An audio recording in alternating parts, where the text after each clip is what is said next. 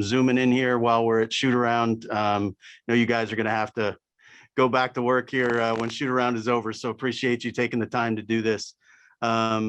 Hey, trade deadline's an interesting time in every city in the league. And I think for us, this was one where we're really trying to take the measure of how good we truly are, and how good we truly aren't. And I think where we sort of landed during this trade deadline is, while we're 5 games under 500, and we're certainly not where we want to be on the season, we are 13th best in the league in scoring differential in the whole league, and we're 8th best in the West. And we've got the 7th best offense in the league, and unfortunately the 28th defense. And I think what you've seen, because we've got a very good scoring differential and not a very good record, is exactly what you're supposed to expect from a very young team that hasn't learned how to win yet. And that's how this goes. That's what growth and maturation looks like. Losing the Portland game, a game that we snatched defeat from the jaws of victory, is a game that you've got to get if your record's going to reflect how well you played in the game. You won that game. You put yourself in position to win that game, and we didn't get it. And that's what young teams do. Getting over the hump and learning how to battle through that is a big part of how we grow and evolve. And I think you've seen our response to that in the last 6 games. So we're 4-2. We've got the 3rd best scoring differential in the league in that period of time. We've got the 5th best offense and the 8th best defense in that period of time. So we're moving in the right direction. And if you watch us play, it should be very evident that our young kids are growing and evolving in a very positive way. We can get into specific players if you want to ask questions about them, but I will tell you that everybody that's playing consistent minutes on our rotation right now is living up to the expectations we have for them in terms of their growth and evolution as young players. And I think that's something that is really, really important. We went into trade deadline believing that in all likelihood, continuity was the best thing for us in terms of continuing that growth and maturation process. Having said that, if we could have done something to significantly upgrade the team, we certainly would have liked to have done that. And I think we were very aggressively looking to do that. And what we did do, and what we were very happy to do, is add 2 guys to our roster, and James Johnson and Wes Iwundu, that are extremely competitive, defensive-oriented players. I mentioned earlier we were 28th in defense on the season. And while we have turned the corner a little bit there, being 8th in the last 6 games, it's certainly not something where we believe we have anywhere near enough grit and edge on that side of the court. And both of these guys have that. Wes, in the form of a very young developing kid himself, who's far from a finished product, and James Johnson, who has proven over the breadth of his career that he can guard multiple positions, having actually defended 3s, 4s, 5s, and he is an offensively very capable player as well. So we're excited about what he may be able to offer the rotation. Lastly, I would just like to say that in JJ Redick and Nicolo Melli, we traded 2 players that we love as human beings, had a very, very full and rich experience with. We enjoyed JJ a great deal on a human level. I, for one, will continue to listen to the podcast. Putting him in a highly competitive and contending environment was very important for us. And Nicolo is in a situation where he's going to be well embraced by his team. And so we thank them for their contributions to us as well. And felt like because they were not currently rotational pieces for us, we needed to do what we could to improve on the defensive side of the ball. And with that, I'll open it up to any questions you have. Hey, Griff, Christian Clark here. When you look at the defense as a whole, why do you think it's just not where you thought it was going to be coming into the season? Well, I think there's a lot of things, frankly, Christian, that contributed to that. One, we're really young, and we probably didn't give this coaching staff that had 2 full weeks to get ready for training camp before the NBA turned the season around 6 weeks earlier than we expected. We didn't give them quite enough defensive versatility in the lineup, and I think we've left them a very, very difficult hand to play as we entered the season. And then the season itself has made it difficult for everyone. It's the lack of practice time is one thing. The condensed schedule and the number of games coming one on top of the other has been a problem. But all of that compounds on a human level because we're very young. And so I think it's been something where we've been learning on the fly. And unfortunately, there's just hasn't been the time to right the ship in between games. But again, to be clear, we've been much better in the last 6 games. We've been much better over the last 10 to 15 games in areas that we needed to improve. So I think to a huge degree, what you've seen is the coaching staff is just hoping to use games as a form of working on things as you might in practice. Hey, what's up, Griff? We've been hearing rumors about Lonzo Ball basically since the start of the season. I guess, how did you guys come to the decision that it was better to keep him at the trade deadline rather than making a move? Well, Lonzo's one of the most highly scrutinized players I've ever seen. He has the most polarizing sort of narrative around him that I've ever dealt with. He's either the greatest player in the NBA or the worst player that's ever played, and apparently there's no in between. It's been unfair to Lonzo the whole time. What's also been unfair to Lonzo, and frankly, I think everybody needs to think about this big picture wise. It's unfair to every player that deals with this. The noise around the game is so much more significant now than it's ever been.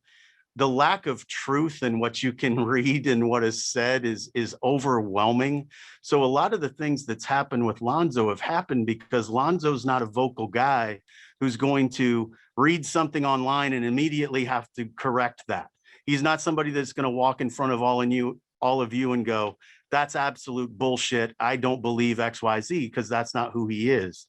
But quite often that's what happens. And you read a lot of that, Will. And I think you can hear a lot of that out there too, anecdotally, around Lonzo, because he's a fascinating player. He's a guy who can do some spectacular things. And what we've seen him do is be as hard a worker as we have, improve his shooting as much as you possibly can, be diligent in the weight room. He loves his teammates. He's made it very clear personally, one-to-one, that he wants to be here. And yet what you will read is, this is a player who doesn't want to be here. He's clearly not in our plan, so you should trade him for a ham sandwich. Well, that doesn't make any sense when we know the actual real story behind Lonzo Ball. So I would just tell you, be really, really careful of the things you read. And most things that are in print because somebody stands to gain by putting them that way and by leaking those stories. And for whatever reason, Lonzo ends up the whirlwind of more of that than most. Hey, Griff, this is Fletcher. Just to kind of maybe follow up on philosophically what kind of you just said. Do you look at guys on this team? You talked about the young players developing and where you are now. Are there certain, obviously, players that are untouchable, but where are you as far as maybe Lonzo and certain players is they are absolute core pieces of what we are going forward and will be with us?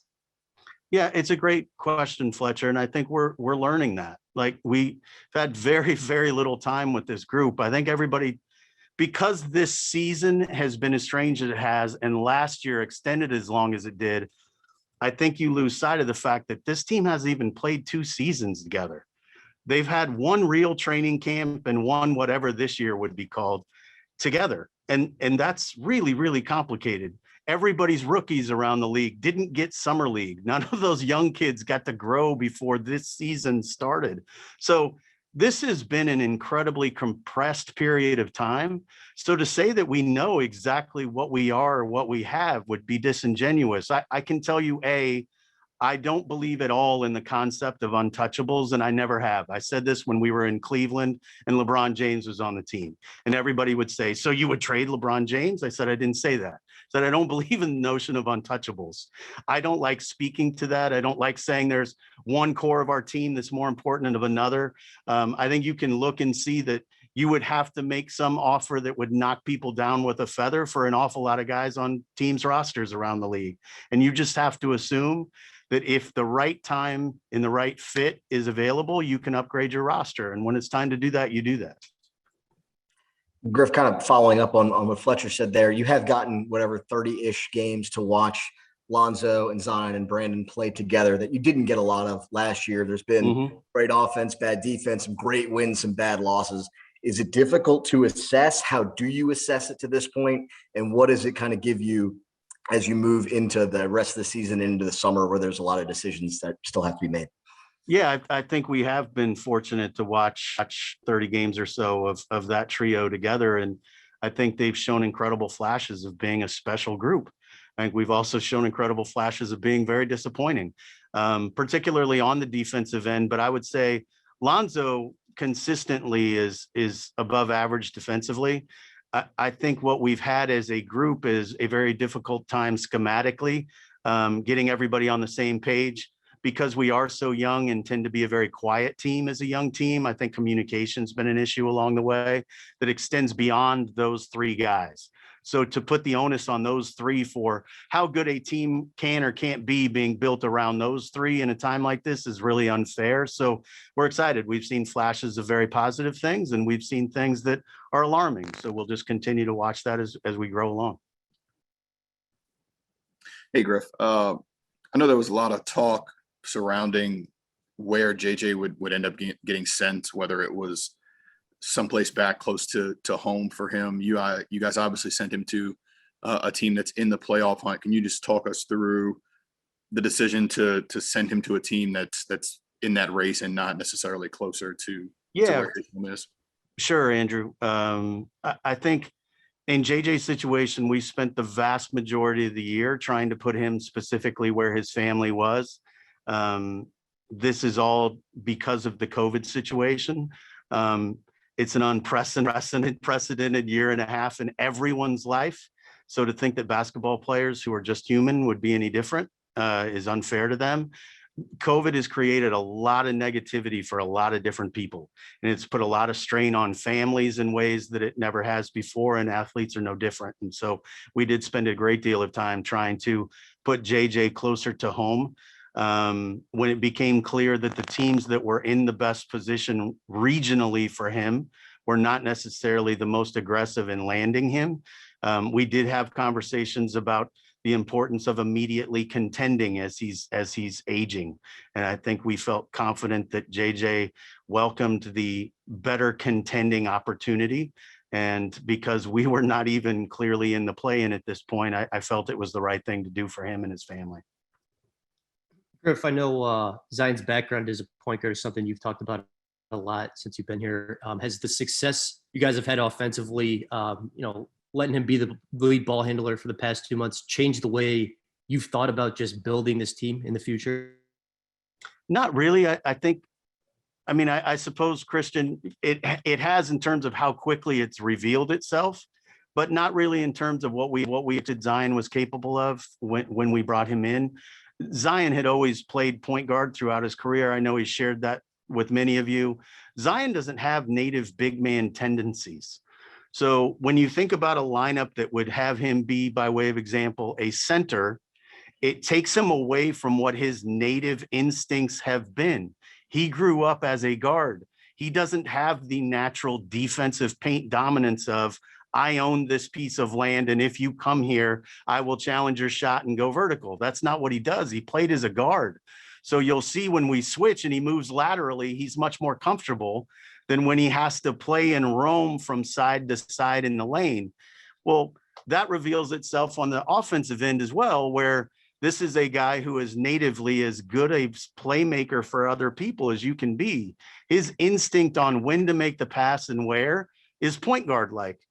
But the kid is literally one of one. I think you've seen that he is the most unusual, rarest combination of traits in a basketball player. And because he's the only one like him, building around him is going to take some creativity, and it's going to take a level of risk. You're going to have to give into the notion that he is in fact one of one. This is not a big, this is a playmaker, and you have to treat him as such. So I think that's how we're continuing to grow and evolve. And I'm grateful that Stan and his staff have put him in the positions they have to be as successful as they have, as quickly as they have. It's put more onus on us from a personnel standpoint to put more of the right pieces of him while he's playing that position. But I can say, Christian, while he's been very good at it, it's not something that surprises us. We just need to continue to lean into it.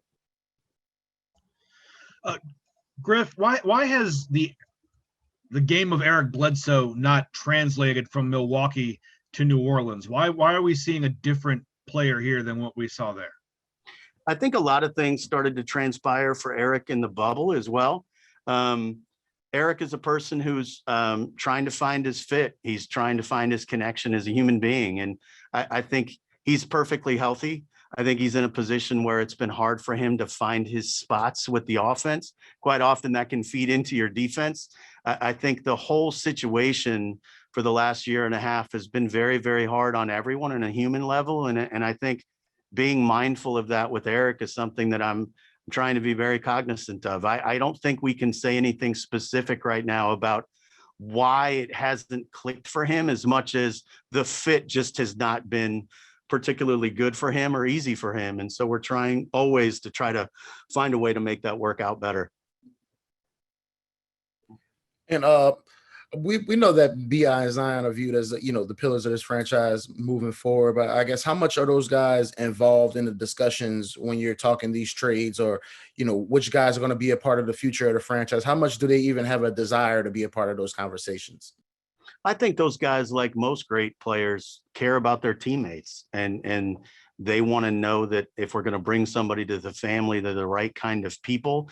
I did not talk to either of them about this trade deadline. Quite frankly, I didn't want to put them in a position where that burden was placed on them.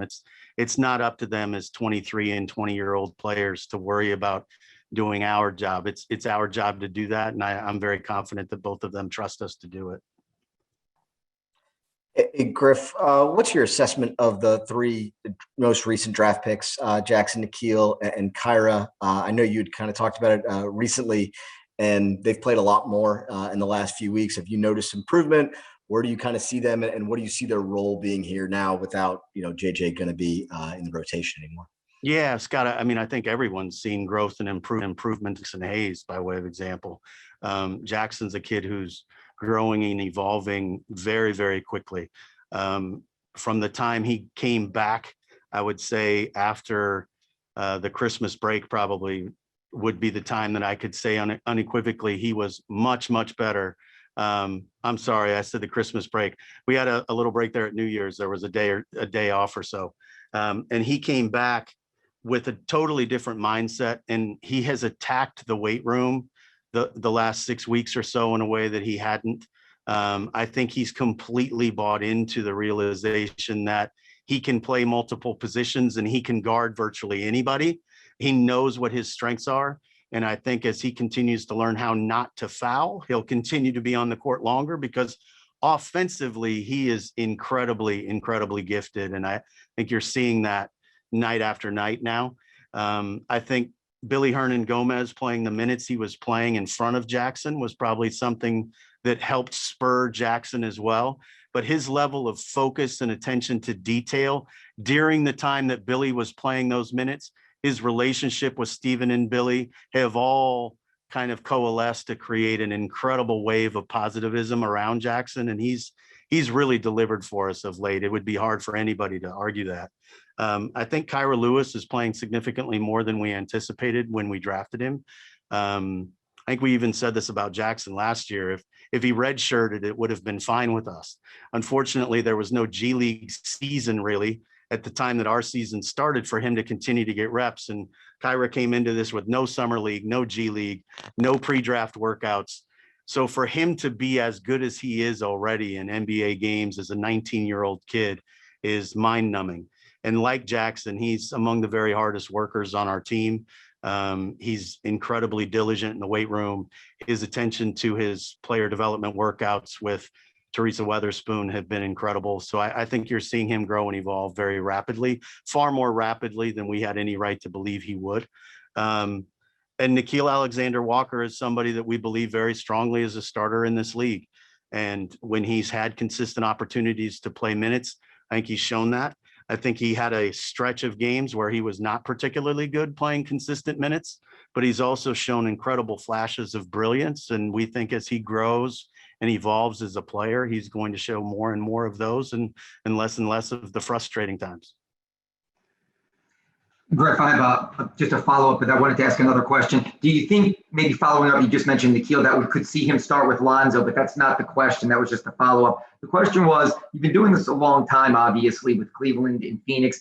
Was this year any different, or was it the trade deadline is normal for you? And how do you handle that? Do you go home and think about what could have been, or do you just kind of wash it and let it go and realize what happened? And because of COVID and free agency this summer and maybe a smaller market, Was it a flurry of phone calls? Were you close? Not that I expect you to give specifics, but maybe just how it evolved for you this year. I wouldn't say trade deadline specifically was any different. The start of the season was horrifically bad for everybody. It's no different for us than it was every team in the league. To have to go into training camp with 2 weeks of an open transaction window instead of 20, that's just totally unheard of for all of us. No one's ever dealt with that. No matter how long you've been in the league, you've never dealt with that. So that was unusual. This trade deadline was not particularly different than any other. It was an open transaction window in the way that it normally would have been. So you just had to continue with the usual calculus of opportunity and timing and cost. I think we were very aggressively looking to improve our team. And I think we made it very clear to teams that had players we thought were upgrades that we were willing to go very deeply after those players. And if those opportunities don't mesh, you just continue along. That's no different than any other year. We didn't have a level of urgency this year that was any different than any other. We also just didn't find the right fit to get significantly better. And we're really grateful we were able to do what we did. And quite frankly, the best trades quite often are the ones you don't make. So we're comfortable where we are. Did you have another question, Fletcher, on the back of that? Sorry, I just wanted to ask about maybe seeing Nickeil and Lonzo potentially more together. I know that that's probably Stan's decision, but is that something you all discuss? It may be starting him in some capacity. Yeah. Sure. I think because of Lonzo's injury situation, and I don't expect he plays today or tomorrow, quite frankly, because of his injury situation, I think it's made it so that you're seeing Nickeil in his role rather than seeing Nickeil with him. But I think you absolutely will see that as we continue along, particularly as the coaches get the James Johnson piece integrated a little bit. The versatility James have will make it so that our lineups change a little bit in ways that they weren't. So I certainly think you could Nickeil and Lonzo together. I think you're going to see more of Kyra and Nickeil together as well. So I'm excited about where those kids are heading together.